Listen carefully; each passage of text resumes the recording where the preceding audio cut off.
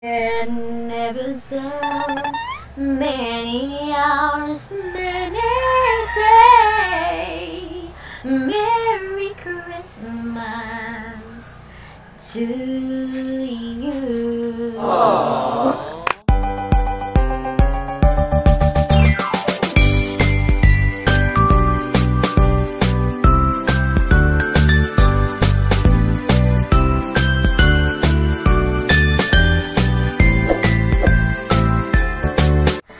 Guys, Merry Christmas! Hi guys! Welcome back again to my YouTube channel! So hi guys, it's me again, Mutia Abaliling, and for today's vlog or for today's video guys, it's all, ilang days na ba at magpapasko na? I think 12. Wow, I think, English guys siya. So, she think 12 days to go before Christmas, if we are not mistaken. We are not mistaken. So yun na nga guys, Merry Christmas! 12 days to go before Christmas. And even though we not really feel the Christmas. Kasi iba talaga, iba. NANI? So yun na nga guys, yun na nga, enjoyin lang natin yung parating na Pasko. Ayan, kahit na, ayun na nga, nasa ilalim pa rin tayo ng pandemic. Until now, and hopefully soon, is mawawala na talaga and ma-COVID free na tayo. Sana nga, sana all. Parang ganun na lang. So yun na nga guys, for today's vlog or for today's video guys, is tuturuan ko kayo on how to make hanging plant with our DIY. DIY kasi siya guys, kasi napakadali lang yang gawin and also super easy and ano ba, makikita nyo lang sa mga bahay-bahay nyo. So ayun na nga guys, kung itong mga materials na ito guys is you can use any kind or anything. Ayun guys, kanya-kanyang paraan guys, kapag kanya-kanyang paraan or idea on how to plant our, yun nga, English din. Ilong. Guys. So ang mga materials na gagamitin natin ngayon guys is itong fishnet. Fishnet ba to? So, ito lang siya guys. Ito yung gagamitin natin ngayon. And we have here a scissor and also the tawag nito, tire wire. It's alambre. Sa Bisaya guys, alambre ni. Yun na nga. Sa Bisaya nito guys is alambre. So, sa mga Tagalog is, hindi ko alam. Paano ba? So, sa English is tire wire. Tama ba? Tire wire ba to sa English? English. And also, itong tatlo lang na ito guys, ang gagawin natin. And later is, kukuha tayo ng plants para gagamitin natin sa ating, ito nga, gagawin nating DIY hanging plant. Guys, DIY hanging plant. So, before that, guys, and also the soil we have here. But before that, before anything else, bago magsisimula ang lahat, is huwag mong kalimutan na mag-subscribe at i-click ang tiny bell button dyan sa baba para notify ka if ever na may gagawin tayong bagong video. So, furthermore, let's jump into the video! Mga nagtatanong guys kung bakit ako napunta sa lugar na to.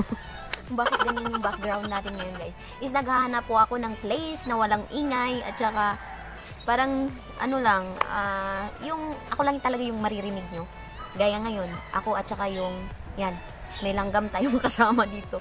So yun na nga guys, kaya po ako napunta dito dahil nga po maingay doon sa loob at dyan banda sa bahay. At dito ako napunta guys, kaya dito ako naggawa ng vlog kasi hindi siya maingay. Yung ingay ng langgam lang yung maririnig nyo at saka ingay ng manok. So ayun na nga guys. At syempre ako. So ayun na nga guys, samahan nyo muna ako. Gagawin na muna natin to. So ayan, kasi nga malapit ng umulan at saka baka abutan tayo ng ulan dito. Hindi matatapos yung vlog natin. Kaya simulan na natin ang ating vlog. So ayun na nga guys, ifo-focus ko kayo dito sa ibaba kasi dito yung ating mga materials na gagamitin. So ayan na nga guys. Yun. So ifo-focus ko kayo dito sa baba. Ayan, 3, 2, 1 and go! So ayan na nga guys, magsisimula tayo dito sa ating net, fish net. So yan. So ganyan siya kalaki guys. Hindi ko alam kung anong size to. Pero ayan, ano ba yun? Tansya ko na lang guys kung gaano siya kalaki. So yan guys, dapat natin to siyang i-fold para hindi lalabas yung lupa na ilalagay natin. Ito lang yung gamitin natin guys. And also we have here a scissor. Straight na lang natin tong dito banda sa gilid para daw straight ko no konti. Ayan. Ayan, kunin lang natin to. Tawan ko guys kung na straight ba siya. Basta ayan na siya guys. And the next one is lagyan na natin siya ng soil. So ito yung ating tire wire. So ayan. Ito yung soil na gagamitin natin, guys. Ano ba yun?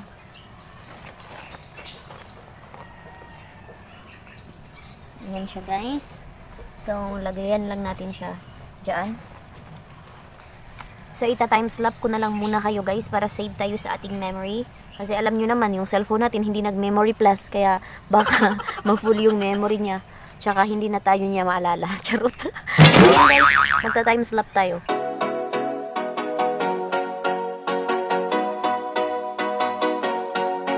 So, after niyan, guys, after nito, so, i-fold lang natin siya ng ganyan.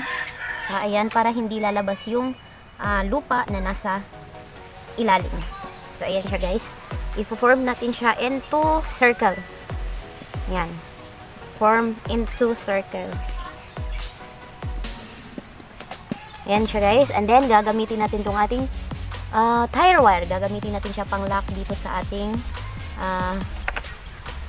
para hindi kakalas yung ating ginawang hanging or DIY hanging.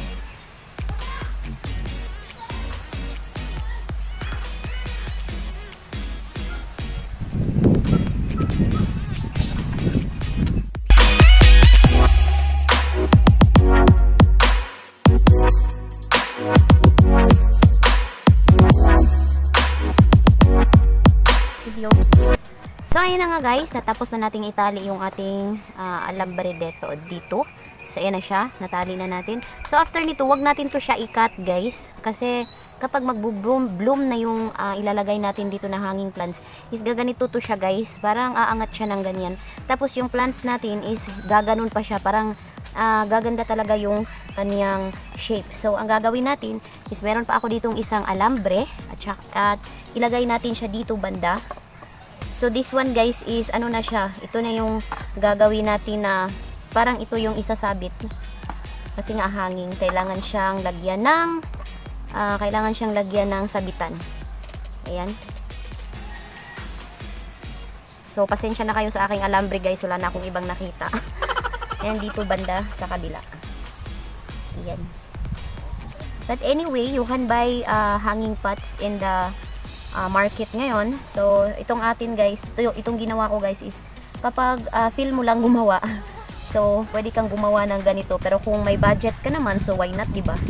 Hindi mo napapagodin yung sarili mo kagawa ng ganito. Pero kung may mga ito nga, ganitong mga materials kayo, so pwede nyo yung gawin. Pwede nyo yung gawin na ganito. Kasi sayang din siya, guys.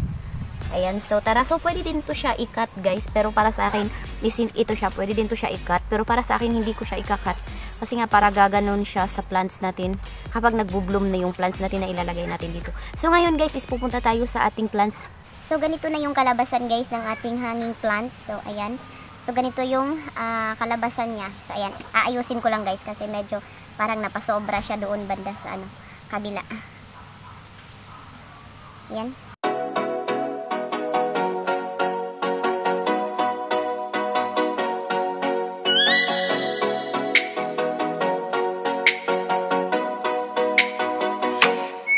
Oh, let me up with a bright smile on now. Put me in the dark, so won't get lost now. To the moon. So, ayun, guys, hindi ko po birthday. Hindi ko po birthday, guys, ha. Talagang, ano lang. So, ayun na nga, guys. Tapos na tayo sa ating ginawang DIY hanging pot. Pot ba to? So, ayan, DIY hanging. So, ayan na siya, guys. Pupunta muna tayo doon sa ating area na kukuha tayo ng plants na gagamitin natin para dito sa ating ginawang hanging pot nga. So, ayan, ang plants na napili kong ilagay, guys, is a wandering Jew. Kasi napakaganda ng plants ng wandering Jew. Hindi siya mahirap alagaan. And also, ayun na nga, guys, dadalhin ko kayo doon sa aking wandering Jew plants para makita nyo kung gaano siya kaganda. Tara, punta tayo doon. So, wait. Ito yung aking mga wandering Jew plants, guys. So, meron ako doon sa ibabaw. Doon banda, guys. So, per bloom na siya. Ayan. Yan yung aking, wandering Jew dito banda. So, yan yung kukunin natin at yun yung ating ilagay. So,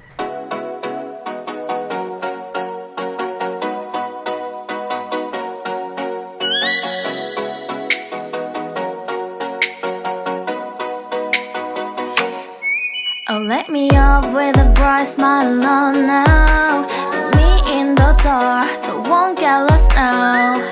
To the moonlight, eyes you, Maria right now. So, ayun na nga guys, ito yung aking wandering Jew na sa taas ko ng bahay nila guys.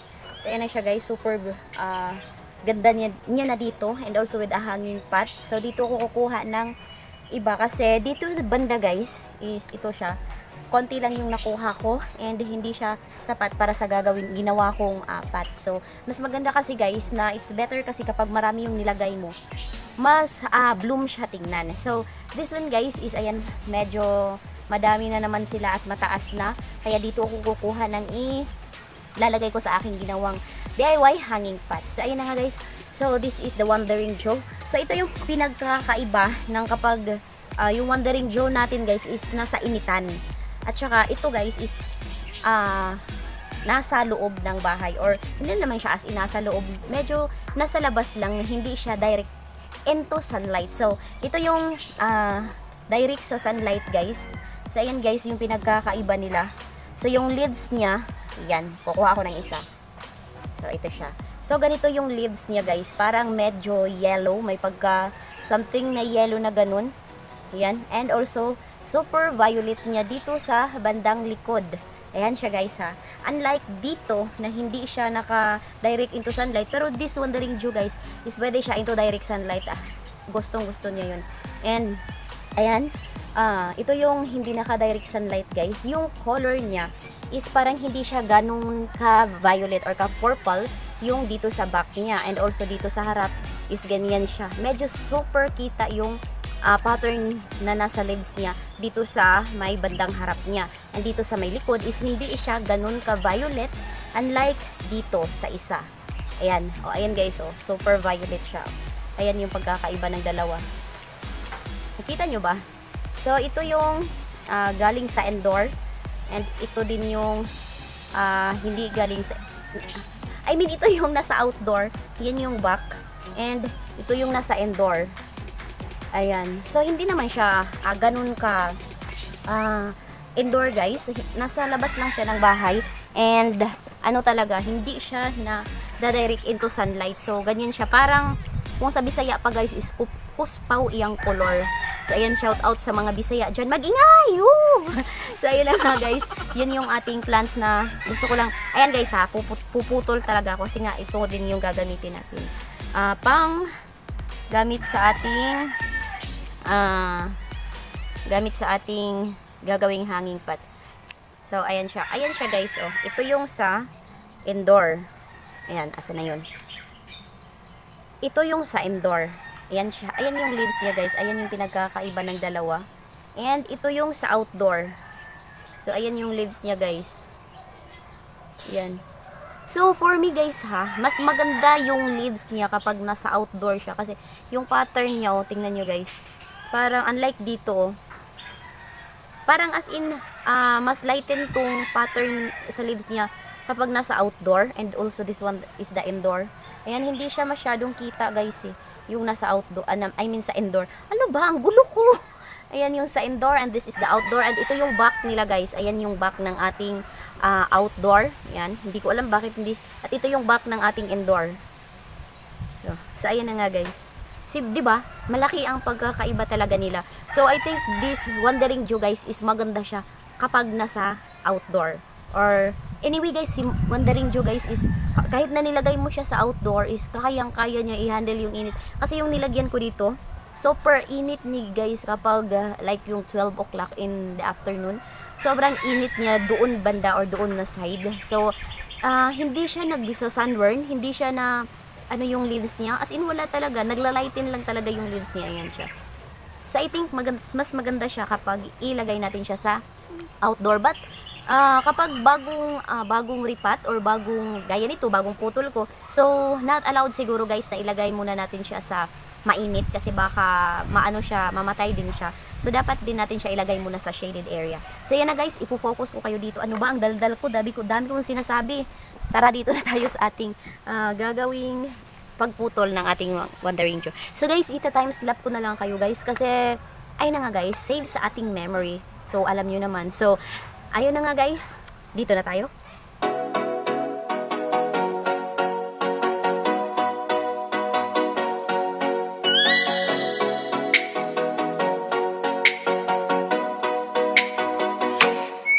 Oh, let me up with a bright smile on now. Put me in the dark.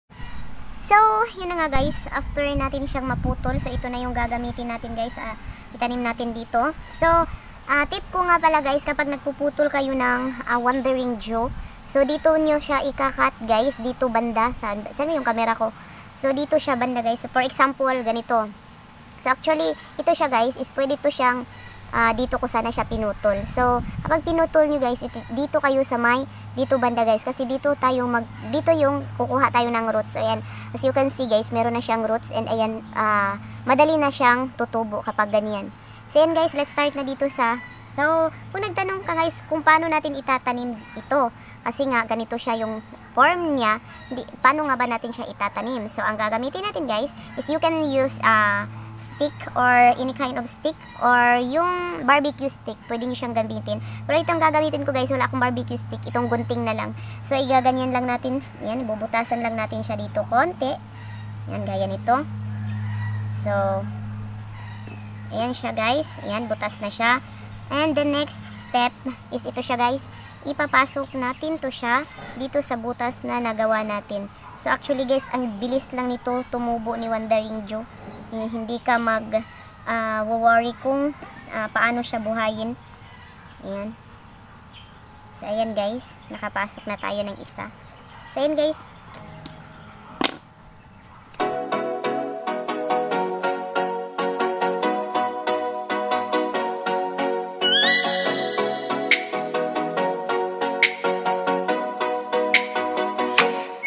Oh, let me up with a bright smile on now. Put me in the dark, so won't get lost now.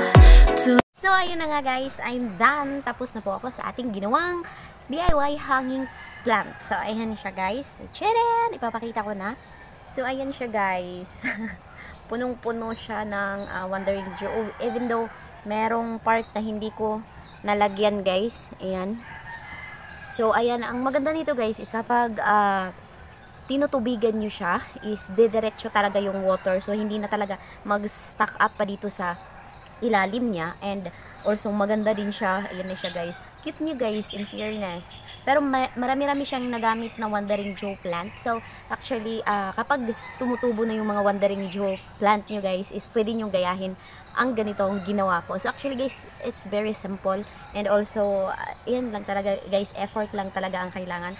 Makakagawa na tayo ng DIY hanging plant na Wandering Joe. So ayan siya guys. Actually guys, nakukyutan ako sa kanya.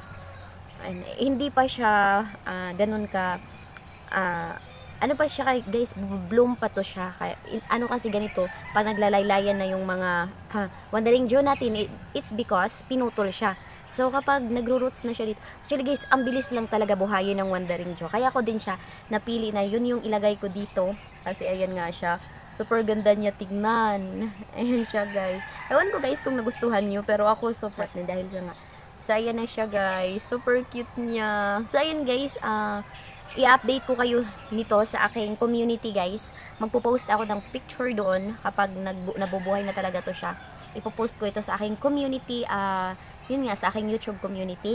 Ipopost ko ang picture nito kapag nag-bloom na yung mga leaves niya. And also, kapag maganda na siya guys, ipopost ko siya doon sa aking community. So, yun na nga guys. So, yan. Ang cute niya. Ewan ko guys kung na-like niyo siya, pero sa akin guys, super I like it. So, hindi pa nga siya ganun ka-bloom.